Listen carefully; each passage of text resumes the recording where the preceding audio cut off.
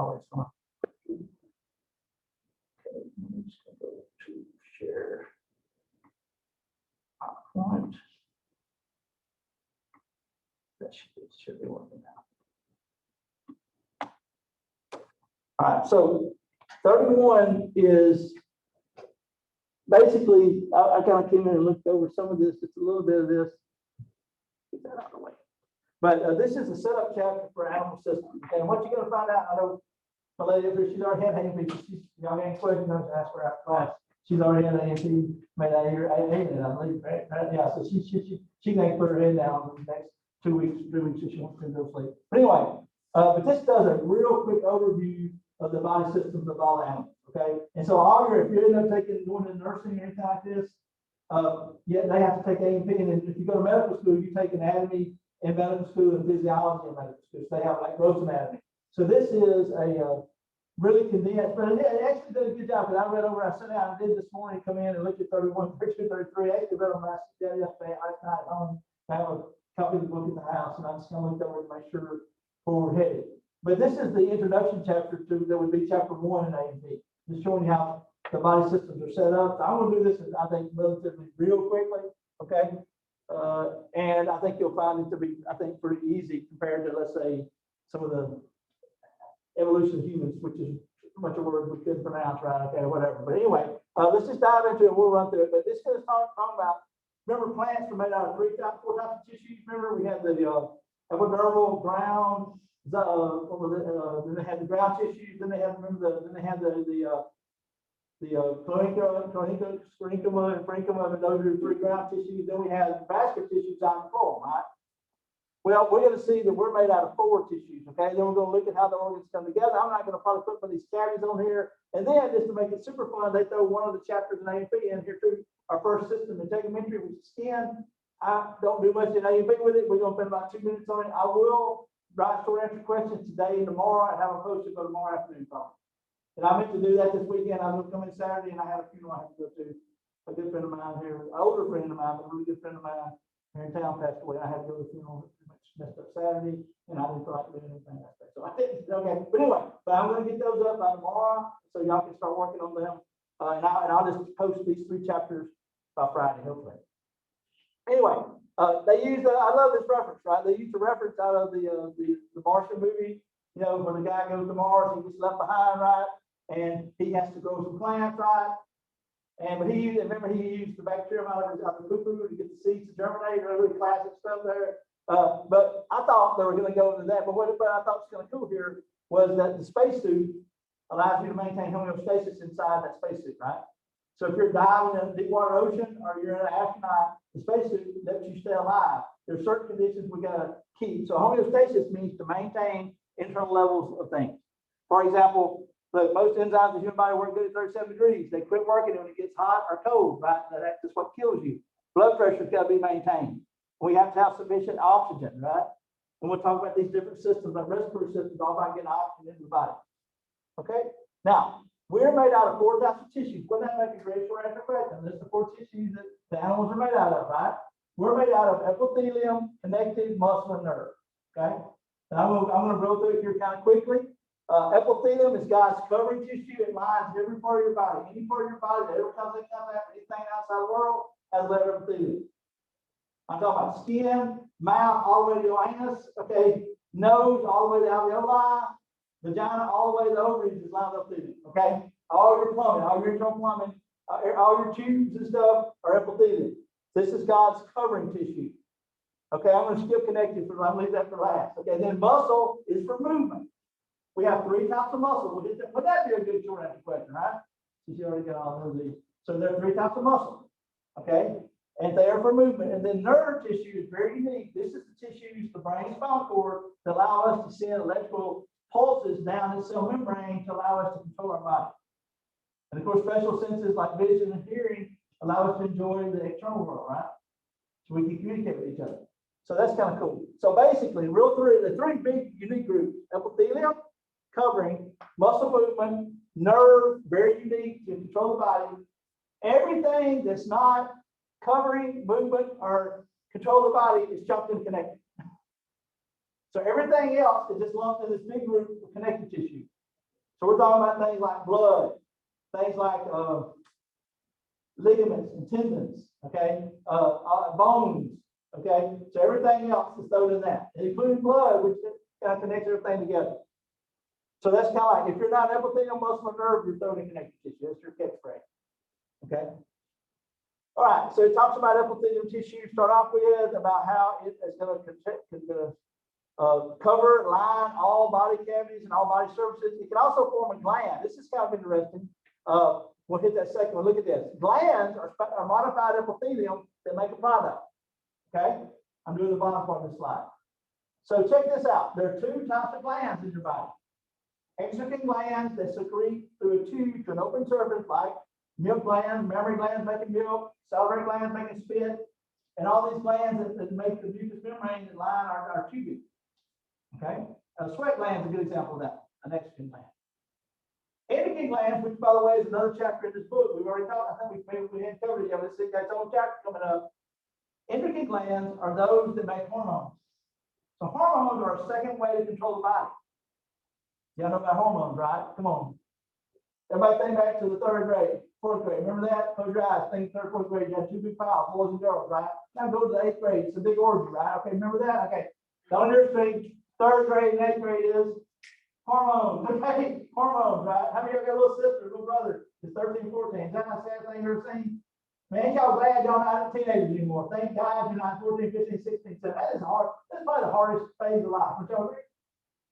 I mean, you're not an adult, but you're definitely kids. You know, now y'all are adults now, or transitioning into that adulthood. But to me, those were tough years. Okay. Anyway, so endocrine glands make hormones that always put in the bloodstream.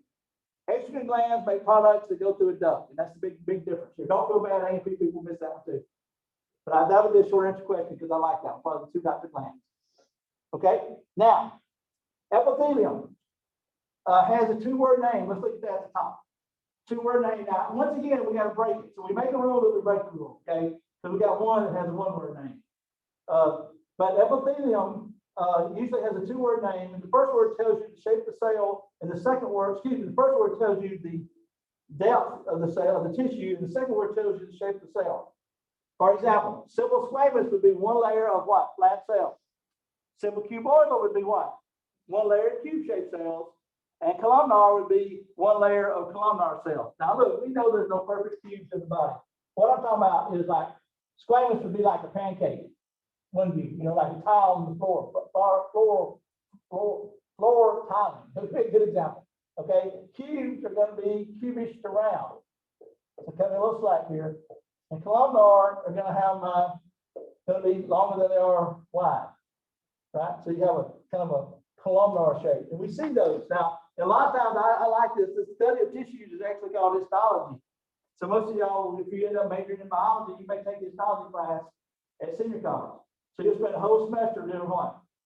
Identifying different tissues that make up, usually the human body. It's a human, okay?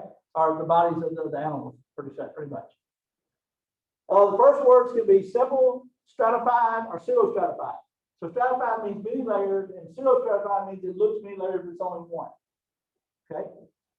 And so that's pretty cool, I guess, introduction to it. Here's a couple of famous ones. Here's simple squamous line of the alveoli of the lungs. This actually comes into play with COVID. If y'all don't know the deal here, but the COVID problem is this virus is causing inflammation at this membrane here. And so basically, this is the air here, and here is blood streams, and here are blood vessels. And we need to get the oxygen to go from the air into the blood, and the CO2 to leave the blood and go into air. So that diffusion of oxygen by simple diffusion from high oxygen to low is being rendered very difficult for people when this mucus builds up due to this inflammation of this virus. The mucus prevents oxygen from getting in. And so kind of one of the weirdest things, and this is kind of, we're on the 1 year anniversary, we didn't come back, we used to work from home a year ago, but about a month or 2 or 3 weeks after a year ago today, I called my doctor friend and he was telling me that this is what everybody's talking about, gotta get ventilators. Ventilators ain't helping anybody because it's the stupidest thing ever. All ventilators do is help you breathe. The problem ain't breathing, the problem is diffusing the gas. So basically, ventilators help you get air to right here. Okay? But we need to get the air into the body. And so what we needed was, and no one's ever said this, I mean, I've heard a few doctors, but my doctor friend was the first I ever met. What we needed was 100,000 hyperbaric chambers. Because that is like a pressure cooker, and that pushes the oxygen into your body. And there's 2 in Mississippi.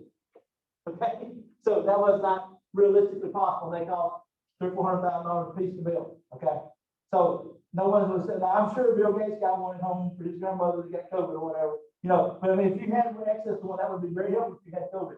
That would push the oxygen in to keep you alive. But that's why people were saying when you get a ventilator, probably, most people didn't come off that, they died, right? Because it didn't really help the problem except to get oxygen down there. And of course, a lot of them were having trouble breathing too. Here's a tubing that makes our urine, these simple cuboidal tubes. And that's like looking at the side of a water hose too. So you have to use your 3D glasses looking at this stuff. So it looks like this, you're just seeing part of the tube. But these are the simple cuboidal that make our urine. Pretty cool group. Here's the whole small intestine where we do all our absorption. The urine tubes of the uterus are also simple columnar. So simple columnar with those goblet cells stuck in them, look like onion stuck in there underneath the blue. Here's the stratified columnar of the trachea that collect booger. This is my favorite one. This is the booger epithelium. So this mucus lines these little cilia here, and when you breathe in, they catch the dirt and roll it up into little balls that we call boogers that we either swallow or pick out of our nose. Okay. I freaks people out, right? Okay, I think we should do, and I can't do one with all the math. I can't do this. But sometime today, I'll show you something really crazy in terms of that. But as y'all know that I've been teaching 30 years. I've had one student probably taught 50,000 people. God made your index finger fit your nostril. Look at this. It's a perfect fit on everybody. So if you got very big nostrils, you got big old gigantic fingers. If you got little micro nostrils, and some of you girls got the cutest little nostrils, right? And you got little micro fingers to fit that, okay? And why would God go to all the trouble to make every index finger fit the individual person's nostrils if you didn't want you to pick your nose? That's all I'm saying. That's part of evolution. We got to pick our nose, okay? Somebody could have called COVID on you this morning. You pick your nose, you stick it on the car seat, and don't get it. This is called that mucus. Very possible, okay? Or you can blow it in the toilet paper if you want to, which is, by the way, paper made to wipe your butt, just FYI. Come on, how many use toilet paper and blow it in the nose? Okay. But anyway, but that's the booger epithelium of the trachea and some of the throat. Here's a cool one, stratified squamous is skin and the nose, the esophagus, the anal canal, and the vagina are all stratified squamous. The skin is stratified squamous is keratinized as that dead flake layer on the outside that makes it waterproof. Pretty cool. And then I'm not going to go into ducts, but here's the little ducts of the exocrine glands, and this is what a sweat gland looks like. The pancreas glands making digestive juices look like this. And then we'll do connective. So connective is what? All about structurally holding things together, right? Or connecting things together. Transport blood is an example of that. The bones, ligaments, tendons, store energy. My fat. Okay, we'll look at a couple of these. Here is what a regular loose connective looks like, and you can see it's kind of random. Here's some specific ones. There are fibers that we see in the connective tissue. Collagen fibers, the main component of ligaments and tendons. If anybody ever broke a ligament or tendon yet? Anybody? Okay, you tore. Oh yeah, I've got my stars and here my sports people. You tore a collagen fiber, and they do not heal very well. You may have found out, and they had to be surgically reattached, right? So I really hate that because how many of y'all, you played sport? How do you do yours? Riding back. I know how much you do. Go ahead. There's several race ran. How about you? Okay, slide back. Okay, so here's her. So riding bike and broke the ligament. How about you over here? Huh? Playground, okay, and soccer field over here. Volleyball, yeah, volleyball. Okay. Here's the bad news, man. Very few people get 100% recovery from these tears. I mean, you got to be world-class athletes. And I actually was. I look. I don't like talking bad about the dead. Don't say it. I'm a huge NBA fan. I probably my favorite player the last 30 years, Michael Jordan. Really big fan of Michael Jordan. Never liked Kobe Bryant. I always thought he was a jerk. However, after he tore his Achilles tendon, which by the way is a career ender for most people. I mean, like 99% of people can even get back. I mean, luckily just never walk normally again. I did give him a stand ovation when he came back in Memphis 2 years after he tore his Achilles tendon and played, and he ended up averaging about 20-something points that last season. That was a huge comeback. So I actually ended up liking him there after he ended his career. Of course, terrible tragedy, death, right? His daughter, that's just terrible. But through too. He always kills you too. That's why I didn't like us. He was just a killer. Man, he'd go in there. We'd be up 10, fourth quarter. I could just leave. We're going to lose. Because he'd always beat the business. Okay. He's a good, great grizzly killer. But that's what's happening there. Reticular fibers are found. These form hair nets in the spleen and lymph nodes and liver, and they serve as like a hair net to hold cells in. And then elastic fibers are like in the ear to have bounce back. So we got these in the ear and then the epiglottis and some of the organs and arteries so that they recoil, have elasticity. So these are fibers that we find forming very cool protein fibers that form these tissues, okay? They got to go, so the big broad group, obviously some of them are fibers like ligaments and tendons, others are bones and cartilage that support, and of course blood is thrown in here too. Here's a couple that I like. This is a loose connective on the left. The second one is adipose. Now, this is one reason people get mad at me. I like it kind of cold in here, right? Because I'm carrying 100 pounds of insulation everywhere I go, right? And I'm obese, I'm fat. How many of y'all are cold all the time? You thin people, don't y'all get y'all cold all the time, right? Okay, I hate y'all. Okay, no, but deep down. So anyway, I've got a fun story here on this one, one here. The books tell us that most people have the same number of adipose cells for the same height. So if one of you girls are like 5, I'm like 5'7", 5'8", and now that we've probably got a couple of y'all 5'7", 8", y'all got the same number of fat cells I do. The difference is mine are all very doughboy, fat Albert, and y'all are like, micro thin like this one right here, like right here. Then there's Connor's fat cells, and here's Robin's over here, chunky style, or husky, right? Okay, and it's really hard to get those out. However, there is one advantage to obesity. If you're in a car wreck, you want a little bit of meat on you, right? Because who dies in the car wreck? You thin little big people, okay? If you eat the windshield, you have no cushion, okay? I can take a direct hit pretty good, right? Okay. And I say that because I had a lady, a friend of mine, church, this is a true story, I'll tell this kind of funny. She's heard this, but this is like, I'm in Central 27 years, this is about 22 years ago, so it's 4 cell phones. I'd gone home to Lee County for see my parents. And we got home and I had those voice recorders. Y'all remember those tape recorders? You could leave a message and be on tape. Everybody call. And I had a message. I played. It goes, "Hey, this is the church. And we're not having church tonight because we had a terrible tragedy in the parking lot this morning. Sister Sue was run over in the parking lot. And my mom and dad are just, well, how many of y'all know people that don't be driving to church? Don't be driving anywhere. I mean, I'm about by Easter Sunday, I'm going to take my keys from my dad. And it's not going to go well. I already told him I'm coming. Okay, he don't need to be driving. But this woman at my church didn't be driving, and she ran over Sister Sue in the parking lot, changed the name, and then ran over her. I mean, run over, knocked her down, then drove over her and stopped when she heard her screaming, and she was like right on the door, they said. So rolled over her. So the wings of life flew down, sent over and flew her to the bed. So we're having a special prayer drill doing for Sister Sue that night at church. So we go to church at 5, 6 o'clock. We all get in the sanctuary. And everybody's praying, like, they're doing MRIs and scans and Sue and everything, like, we don't know if she's going to live and everything. Then the phone rings, and one of the leaders of the church goes down and answers the phone. You can hear them hollering. They come running in the sanctuary and scream. That was a hospital. Sister Sue had no internal damage, no broken bones. She ended up having to have some knee surgery. I think tore some ligaments in the knee, but no major damage. And somebody up front screamed, Jesus. And I think that's all very appropriate. Somebody over here said, miracle. I almost got thrown out of church because I screamed obesity. She weighed 300 pounds. And then Miss Connor would have, there. I love Miss Connor, but she's very fit. Okay. My uncle was Sheriff Lee County one time. He arrested a guy. This little dude pulled a pistol on this big fat guy, shot him 3 times in the stomach with a 22. The guy took the pistol and almost killed him with his own pistol. Like, he hit the money right in the tree. He knocked him off.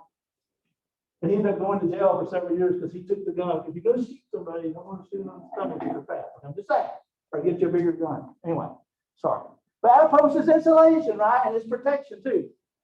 That's why babies are very well protected in their mother, right? Because they're around the adipose around it. Here's your ligaments you broke right here. So you tore that. This is ligaments. That's actually ligaments or tendons. Here's cartilage that forms the ends of the bones for junctions, right? And the nose and the ear. And here's what bone looks like. So really common bones here, really easy one here.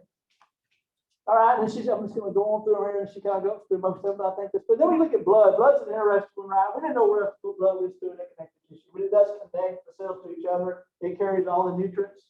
two in the waste products away from the cells, and of course, red blood cells carry oxygen, white blood cells are defenders, and platelets cause the clotting process to occur. We also have a lymphatic tube that carry lymphatic fluid back to the cell, to the heart. So we have another set of tubes. You know, most books have let me see if they put one in here. Usually they would have a picture of like the arteries are red, veins are blue, and lymph are green. They're not green here, but they carry excess fluid back to the heart. Here is blood. If you centrifuge it down, the plasma part is water and all the things dissolved in water, and then you have the cellular fragments, mainly cellular part are the hematocrit, right? It's mainly red blood cells that carry oxygen, and then the white blood cells are defenders. That little white coat there is all the white blood cells. They filter out or spin out when you spin it down. So blood, when you look at it under a microscope, you see all these cells, right? Okay, and then we got three types of muscle. Or I like to turn this into three types of meat to eat. Who likes steak? Woo! Who likes chicken? Woo! You're eating skeletal muscle. Who likes chitlins? Woo! Give me some chitlins. All right, smooth muscle. A smooth muscle. Line in the small intestine. Very tasty. They cook properly. And of course, all the digestive fluids taken out of it, right? Okay. All right. Who likes hot dogs? Woo! Cardiac muscle. If you, I'm talking about the high end. I'm not talking about the red ones is all the track, all the giblets. But if you get like the high expensive hot dogs, they are almost all cardiac muscle, pigs, cow. Remember, we cut a heart a couple weeks ago in lab, and everybody looked at it. It looked just like Oscar Mayer. Okay, so know what truth in advertisement, right? Skeletal muscle, smooth muscle, conscious movement. Skeletal muscle, conscious movement, smooth muscle, involuntary movement. Cardiac muscle beats on its own in the heart, beats on its own, has the ability to contract on its own. So heart beating is kind of cool. So three types of muscle, that'd be a good question. There's pictures of it. There's skeleton on the left, smooth in the middle, and cardiac on the right. And we have to learn this in AP histology. And then nervous tissue comes into two main flavors, right? We have these motor neurons, which are the functional units, and we have these neuroglial support cells. So look what it does. Takes sensory input, then the brain is made out of millions of neurons, hundreds of millions of neurons that does data integration, determines what to do, and then we have motor output to make the conclusion of the data integration. Then we want to do something. Okay, so 300-pound cow stands on my foot. I sense it. My brain goes, yep, 300 pounds on the foot. Let's hit the cow, move the foot out from the cow. Then motor output does that. Now, here's the craziest thing about the nervous system, real quick phone. Guess what computers do? Computers were made in the 50s to mimic the nervous system of the animal. So you have sensory input, the keyboard, the screen that you touch, that CPU, that's your integration and the programming that's in there, the Microsoft whatever, or Apple Safari, whatever, right? And then the screen, the monitor, the modem is sensory output. So the computer is mimicking the animal nervous system, basically. And they say, I don't know, maybe 15 years ago, we have computers that can do more calculations than the human brain can do. So we have exceeded possibly, I would say, the potential of the human brain in the computer now.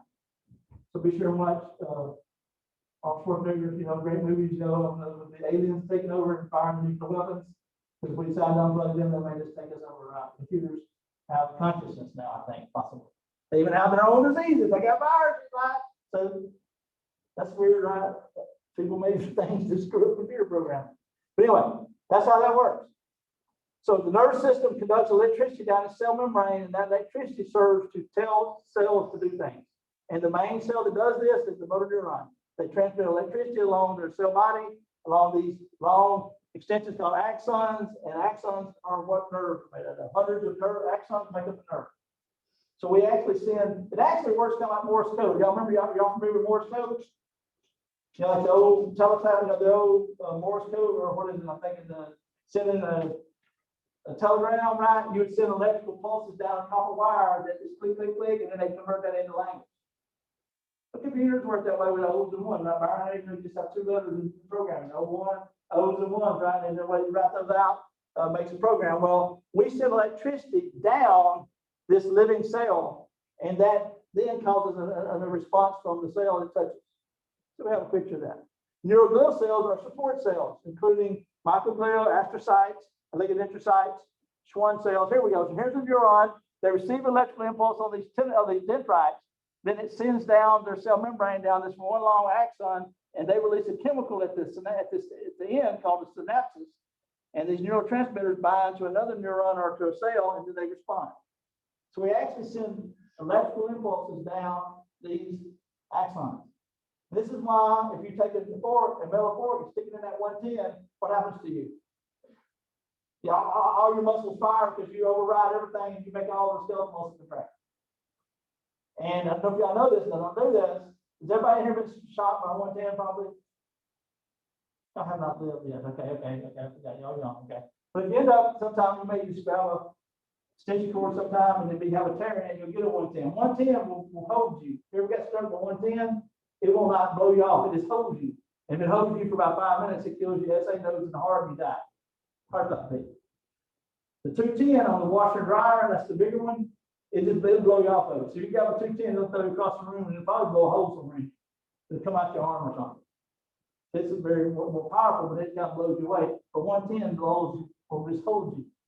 I grabbed a extension cord when I was a kid one time, and I was like, "Daddy, help me!" You know, I was just in there holding, I couldn't let go. I knew what was going on. And my dad came and just like barrel rolled me into the wire and pulled it off the wall side. I was standing in water, and it was a bad extension cord that hole in it. That was brilliant. So water, electricity, not good. Okay, I'll tell you one more thing. It's kind of a cool one, just since we're kind of hitting it quickly.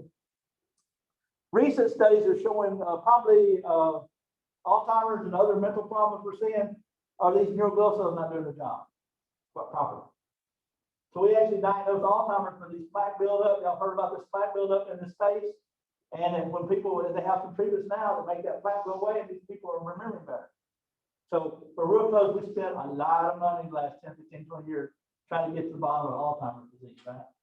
Which my dad is dealing with. And so it really is a terrible one. It's like somebody once described it as a candle. If all your memories are candles, it burns it from your recent memories. So the last thing you remember is what happened 30 years ago. My grandmother would tell me about my birthday to the day she died. But she didn't know who I was. She was like, Robin, okay, he's born 1964, but she didn't know that was Robin talking to her. Okay. So that's kind of what's going on here. But we're making progress. And so these neuroglial cells are very important, more than we thought they used to be. Kind of a quick synopsis of that one. Oh, now I'm jumping around here. Okay, then they kind of dump into the organ systems per se. Let me get it back open up here. Come on here. Okay. Okay, and I'm not going to do cavities on here, but we would learn this anatomy. But here's just some different body cavities where the organs lay. And it just shows you where they are and the purpose of the organ system. There's a kind of cool one here. Here's some of the titles of our chapters in A&B. And our next couple of weeks, endocrine, nervous, skeletal, muscle, digestion, skeletal, moral, respiratory, cardiovascular, urinary, lymphatic, reproductive, immune system chapters coming up. Then we just look quickly at skin. This is our outer covering. Look at some of the things it's done. It actually is the heaviest organ in the body. I didn't know this. This if you skin somebody and weigh it more than any other organ in the body. And you cannot live without skin. So when people get burned, they have to have skin. They do skin grafts off of the other part of their body, or they'll even put thick skin on you to get you through for keep you alive for 2 or 3 days till you can get some more skin. So skin is required. Main function is to cover and protect the body, regulate body temperature, and of course all the sensory receptors. Also involved in other animals, we don't exchange gas food, but the small microorganisms, small critters do. Also, we make vitamin D from this. So anybody get outside yesterday in that pretty sunshine? You need to do that because that helps make vitamin D that the UV light hits. And of course, it protects us from skin causing cancer, UV light also. Outer layers of epidermis, get the picture up. Here we go. So it has these 3 layers. The epidermis is the epithelium covering it. Here it is right here. Then there's this dermis, which is dense, regular connective tissue where we have a lot of little glands, including hair follicles and sweat glands, and sense organs and touch receptors and all that. And then this third part is not considered a layer of the skin, but I like to think it is. It's the subcutaneous. It's a layer of fat. Now, you've seen this layer because if you're like me, I've lost weight 2 times, got down like 160 twice. I got stretch marks down my side of mine. And you guys are let the weights do it too, right? You start lifting weights, you'll blow some. That is a tear from your dermis and subcutaneous layer. So that's when this layer right here pulls apart. Now here's the part that's really bad. Most of you girls, if y'all have a baby, you'll probably experience stretch marks, right? They're not everybody, but usually it does happen. Now, I just want to throw it out here. There's nothing you can buy at Walmart or Walgreens that will fix that. Okay? Don't waste your money on that. Send it to me and it'll be fine. It's not gonna work. Think about it. There's nothing you can rub out here that's gonna go through all this. Ain't gonna heal that. It's just not gonna happen. Okay? So it's just either heals on its own or you don't get them based on the size of the baby and this your genetics of your skin. Had a kind of interesting one here. I had a lady, well, maybe about 3rd or 4th year teaching here. She was a cheerleader, beautiful young lady, but very petite. She probably weighed 90 pounds or something like that. She's 85, 90 pounds. Fell in love with offensive lineman. He weighed like 360. They went to Ole Miss. He played Ole Miss. They got married and they had some kids. The doctor looked at her and said, "See, Jack, you die having this kid." And he was like, he had big genes. She had little genes. But she came back like at 28 to do nursing. And we got talking about this, and she said, "Yeah, I got these stretch marks I can't get rid of." She's doing like 500 inverted sit-ups a day. She probably had 0.1 ounce of body fat. So we get laughed. She said, "Y'all want to see my stretch marks?" She put her shirt up, and it was just big 5 red stripes right through here. She said, "I've done everything I can do." I mean, you could see her algae still and everything, but you can't make those stretch marks go away. And her dad was real rich. He was going to have laser surgery done. They shot silicone in there to make those spots go away. Okay, but anyway, I thought that's pretty wild. That she was definitely she was working out like 2 or 3 hours a day trying to get. He worked that back. It's either going to heal or not heal. There are some chemicals that y'all may have seen called DMSO that will penetrate this, but it'll also dissolve that. But the veterinarians will put it on a horse so they can show one more time, one more race, but it dissolves the joints, dissolves the tissue. I used some in lab, and I was doing some research because it's a great solvent. And my professor, who by the way died of cancer, wonder if he knows how to do research. He took a textbook like this, put a drop of DMSO on Friday, we came back on Monday, and the table was wet. It's crap to go through anything. If I dissolved through that table in a month. I mean, it comes in a glass bottle, and it's just, I don't know if it eats glass. It eats through anything I've ever seen. But that's what you can use to test chemicals. We were using it to dissolve a chemical. We want to see what the chemicals do. But very concerned about that. So a lot of people spend a lot of money on lotions and stuff, and you got a perfectly good can of Vaseline and peanut butter at your house. The best 2 months drive, you're probably fine. But look, I waste money on Grizzly tickets, right? So everybody's done. I'm going to have to stand in front of the Lord, explain why I spent $72 for seats to the basketball game, right? For people starving in 3rd world countries, right? And it says, we always money. We want to see girls, but spend all your money on makeup. You don't do it. Just seems like it's not going to help. Well, I have makeup though. Makeup's like Bundo. It just fills in the cracks. So I would look better, right? I guess look like flat straight or whatever, you know. I'm just saying. Each his own. Okay. Trying to have a look like that. But look at all the glands here. Sweat glands, hair follicles. Now we don't use them for warmth, but other animals do, right? They have a muscle. Every hair follicle has a muscle called a rectus pillar muscle that makes them stick up. So your hairs do stand up when you get nervous or scared, right? And y'all seen the cats, they can almost really move their hair a lot better than we can. But it is a different degree of thickness too, let me add. So some places it's very thin, some places it's very thick, so it does vary from different parts of the body. There's a real picture of it. Let's mention this before we get out of here. There are 3 types of skin cancers we want to mention. Basal cell carcinoma and squamous cell, these both are very curable, high, 99.5% survival rate. What you don't want is malignant melanoma over on the right. So you really need to go have a doctor look at this, a dermatologist, especially if you girls lay out in suntan beds. I would say suntan beds are really bad, and boys too, right? And I've been a big anti suntan bed guy for about 30 years. Okay, they came out by my senior year. And everybody that I went to school with that laid in them look like they've been put in the microwave. Have you ever noticed people who smoke? Look at their face. They look drawn up like a prune. I'm talking about 20, 30 years smoking. Same thing with people that lay in the suntan beds. And I play a lot of golf, and outside I got a lot of skin damage. But you want to have your body shape for that black mold that shows this actually regular shape and bubbly. That is very, we're talking maybe 50, 60% survival rate for some of this. So these are really bad. Like you could die from this. Very common to die from this. I'll tell you a couple of horror stories. I'll tell one here. We had a young lady working here that was a 28-year-old. hired, first year working, sweet lady, very beautiful young lady. She gets pregnant, like October. So she's 6, 7 months pregnant in January, February. She worked in a building where there's like 7 other women in the office. And the leader, everybody smelled her. Like when we walk by, y'all smell me, something don't smell right. And they all thought she lost the baby. They thought she miscarried. So the boss had to sit her down and go, hey, look, we smell something on you. And when's the last time you had a baby check? And she got all, defensive, like, I went to the doctor, my baby doctor yesterday, baby's fine. Well, something's on you that smells bad. Okay? And she goes, well, I got this bump. She pulled her shirt up, and she had one that said about Doozy's finger. It was oozing. She was diagnosed with melanoma. They cut it out. They then took the baby 2 months early to start radiation therapy, and we buried her that October. And named a scholarship for her that next year.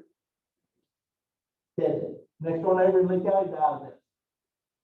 So really bad. So check this out, especially if you're, and I hate to say it, but it appears the data showing us that they're saying that if you lay in a suntan bed, it's better to go out and burn and peel than lay in a suntan bed and never peel.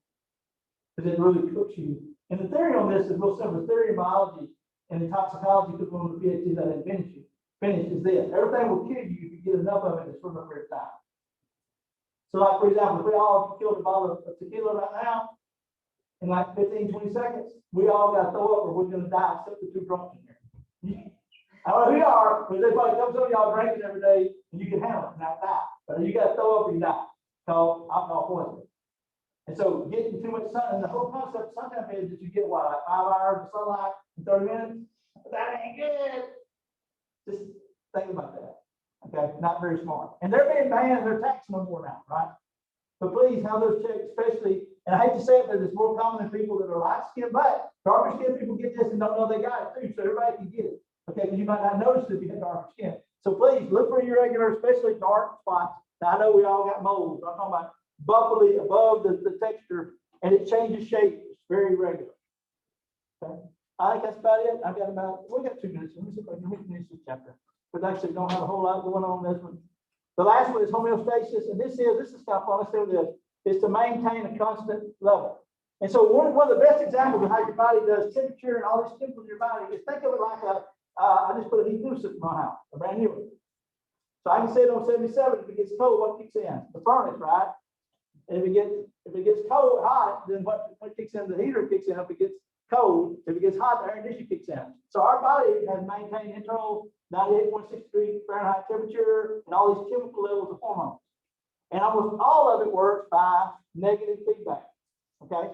So negative feedback says if it gets too hot, cut off the freaking oven and turn on the what? Air conditioner, right?